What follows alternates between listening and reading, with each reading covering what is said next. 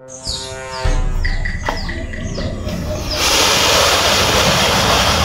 ka na sa simento. At yung haluin. Hindi yung palay kang cellphone diyan.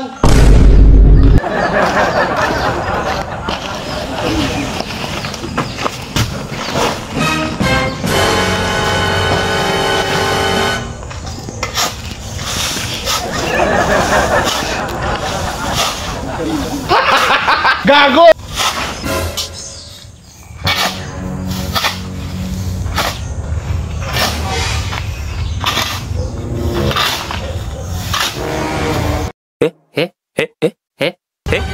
Boss, tapos na. Ano tapos ano ginawa mo? Bigit sabi mo maglagay sa simento, haluin. Kaya nga, bakit hindi mo inalis sa sako? Bigit sabi mo lang naman eh.